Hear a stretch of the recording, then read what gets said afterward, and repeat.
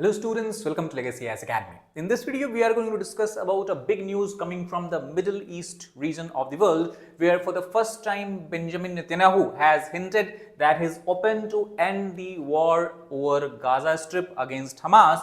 Condition is Hamas has to surrender and there has to be complete demilitarization of the Gaza Strip region. So let us try to understand in detail how and why we are seeing a change of mood or shift in mood in the Israeli administration. Now we know that for the first time PM Benjamin Netanyahu has stated that he is ready to end the war and hostilities in Gaza if militant group Hamas agrees to certain terms and conditions. Now what are these certain terms and conditions? We are going to explore in the other part of the video. So first of all, if you try to understand that the reason why it is believed that Netanyahu has given such a statement is because of pressure being exerted by the Western countries on him. In recently concluded summit that took place in Doha, countries have agreed that there is no other way out but to end and cede the hostilities between Israel and Hamas that has been going on for quite some time. More precisely, we can say after the deliberate attack by Hamas in the Israel territory that concluded on the October 7th, 2023. So since October 7th, 2023, Israel and Hamas are what we can say are in a continuous phase of protracted war. Now, Germany, UK, France, and even Canada have stated that they will impose sanctions on Tel Aviv. Tel Aviv, as you know, is as administrative capital of Israel if it continues its new offensive in the Palestinian territory. Now, what is this new offensive? Let us try to understand, but before, let us see what has been the response of the Western world, which seems to be united in a chorus. So, if we try to look at this statement coming from the major economies, major countries of the West, they have even released a joint statement, especially if we talk about the France and Canada here. So, they have stated that the Israeli government's denial of essential humanitarian assistance to the civilian population. We know that for past more than 1 year, almost we can say almost 1.5 years, the Gaza region has been decimated due to continuous attack and strikes by the Israeli military. And because of this, many people had no other option but to flee their home, and it has resulted in what we can say is making many people of Gaza nothing but a refugee. But after the decision to have a ceasefire last year, many refugees with a renewed hope have entered and came back in the Gaza Strip region. But again, we have seen a launch of attack and strike by the Israeli government. So this has also resulted in the immediate halt of any kind of humanitarian assistance that largely comes from the Egyptian territory to the Gaza, and the civilian population currently do not have access to those assistance, and this is something that the Western countries that we are talking about here have deemed unacceptable, and they also have said that such steps by Israel risk breaching the international humanitarian law as such, because the basic necessities for life such as food, water, cooking, fuel if we talk about, all these are not available to the residents of Gaza as such.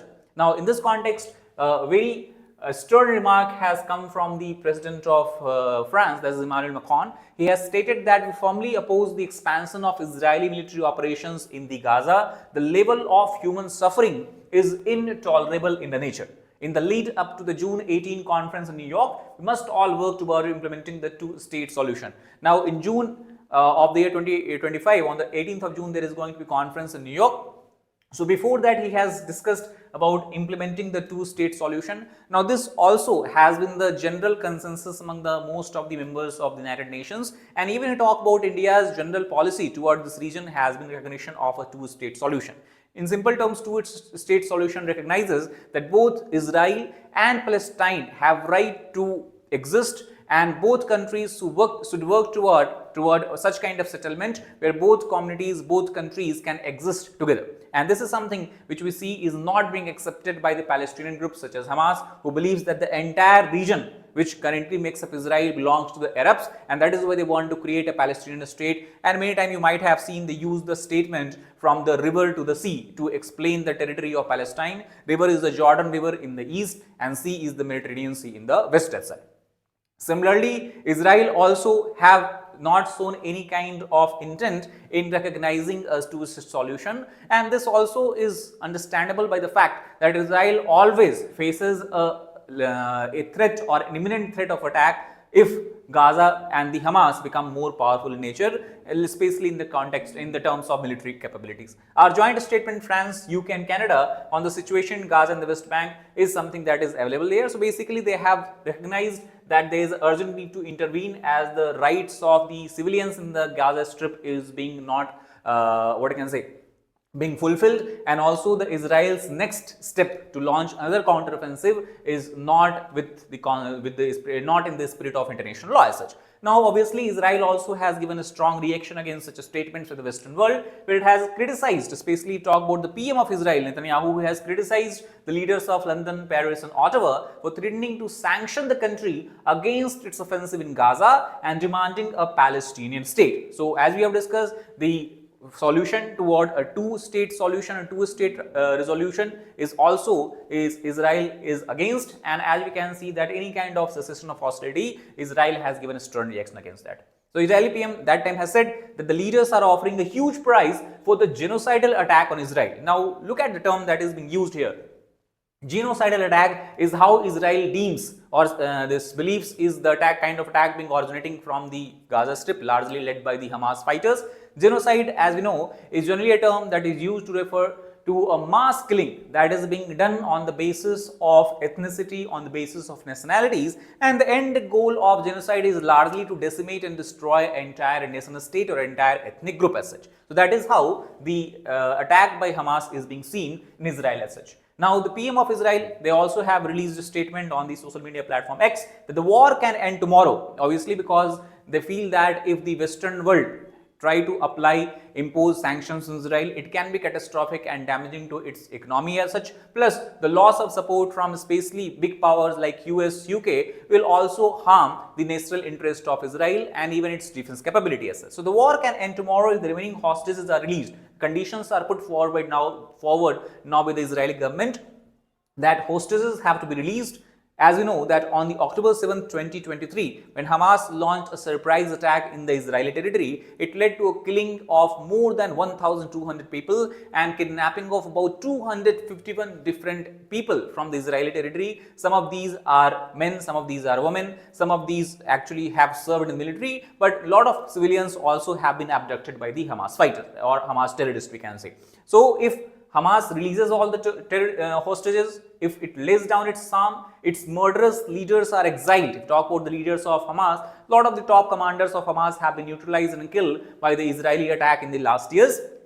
And Gaza is demilitarized. That means there should not be any military capability within the territory of Gaza. No nation can be expected to accept anything less, and Israel certainly would not. So this is the clear remark or statement coming from Israel as far as it stands on the sanctions or the cessation of hostility is concerned.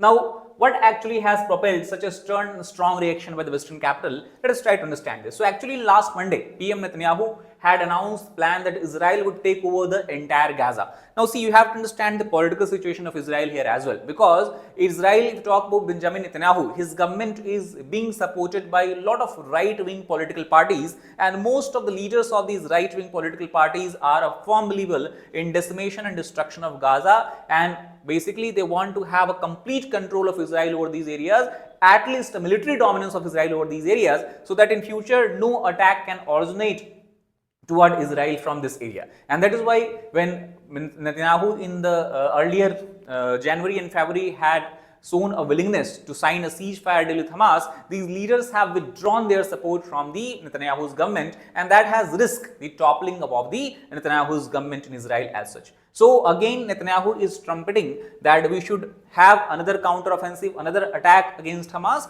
and this also has led him to win back the support of those right-wing leaders as such. So it is not only the security interest that is at play here, political interest of the politicians and especially Prime Minister Netanyahu, you also have to take into consideration when you're talking about this entire situation in the Middle Eastern region. Now, since the aid trucks for Gaza have also been halted by Tel Aviv for the past 2 months, experts have suggested that Gaza could suffer an imminent famine. Famine is when you have no possibility of getting basic items such as food, grains or water due to the continued offensive as such. Again, if you take a look at the map here, basically which is Gaza region? This region, as you can see, a small region, small strip that is bound by south you have the Egypt here, and then on the west you have the Mediterranean Sea, and then from the other two side it is bound by the Israel as such. So basically Israel has halted any kind of movement of trucks carrying humanitarian assistance from Egypt to Gaza Strip, and the reason given is that under the under the garb of the transportation of these aids, there also is military equipments, guns and other kind of weapons is being transported here. So that presents a security risk to the nation, and that is why they have halted all kind of transportation as such, which is not being taken what you can call as lightly by the Western powers.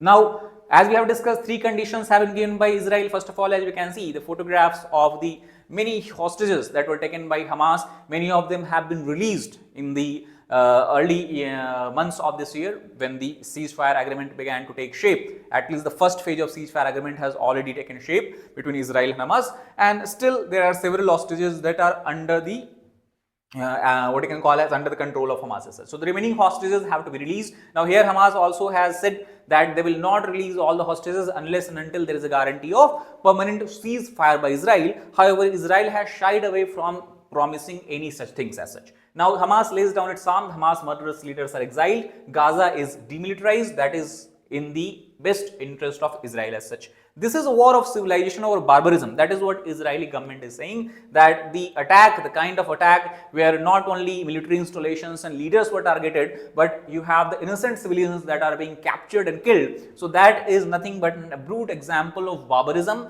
and the Israel's attack and Israel's war is nothing but a war of civilization over barbarism. So it will continue to defend itself by just means until total victory is achieved as such. So this is the stand of Israel that we can understand. Now we have talked about the Hamas. Hamas, as we can understand, was initially a kind of armed group which has a purpose of what you can say creating the Palestinian state, and it came into existence largely when the people had lost faith, or at least their faith was sinking, dwindling about the prospect of Palestinian goals for independence, and especially when you have the other government like Palestinian authorities talk about, which was largely representing the interest of Palestinian people, they began to also discuss that how to achieve a two-state solution. So Hamas said that only way how we can create a Palestinian state is not by dialogue, discussions and deliberation, but by the use of violence as such, and that is when you have the beginning of the Hamas as a militant group. It began somewhere in 1987. It emerged as a resistance group against Israeli occupation after the first Intifada, or uprising as it is referred as. Now, as far as the Hamas is concerned, they have gradually captured the political power in the Gaza Strip also, and they were major part of the government that was led by the Palestinian Authority as such. So, if you talk about the current situation, Hamas also has shown a willingness or interest in getting a ceasefire finalized with Israel, but the problem gets stuck when Hamas says that there has to be a promise of permanent ceasefire. Israel said that we can talk about ceasefire, but we cannot guarantee that it will be permanent. We can resume our attack whenever our security feels threatened, when our national interest is compromised as such. Militant group has demanded a 60-day of ceasefire in exchange for 9 hostages held by them. So he said, the Hamas has said that if Israel unconditionally declares a 60-day ceasefire, 9 hostages that Hamas has captured, they will release them. The talks for a new ceasefire agreement are being mediated by Egypt and Qatar with the backing of US. So it's not only the countries like France, UK, Canada, but also in the Middle East. It is the Qatar and Doha is where the summit has taken place earlier also. After the launch of October 7, 2023 attack by the Hamas, the Cairo Summit for Peace actually was held, and that was held in the Doha, which is the capital of Qatar, a Middle Eastern nation. So that is where US also has inserted itself in the peace program. And as you know that in the early days of the presidency of Trump, he has clearly stated that he is willing to mediate and bring Israel and Hamas, Israel and Palestine on table to sign a truce or ceasefire agreement as such. So in this context, we have to understand this entire situation that is dynamic in nature and that is continuously evolving as well. Now, when Netanyahu has talked about taking the entire Gaza Strip, we also have to remember a similar kind of remark was made by President of US Donald Trump few months back, when he said that US is willing to take control of the entire Gaza Strip, convert it into what he has referred as a Riviera of the Mediterranean, that means a tourist destination as such, And he also has made a controversial remark which was not liked by many Arab leaders, that the refugees of Palestine should be given refuge and taken permanently and should be settled in the neighboring Arabian states such as Saudi Arabia. You have then, for example, Jordan and Lebanon as such. That has not bode well with the Arabian leaders. So this is how the entire situation has evolved in the past few months, especially after coming of President Trump as 47th president of USA.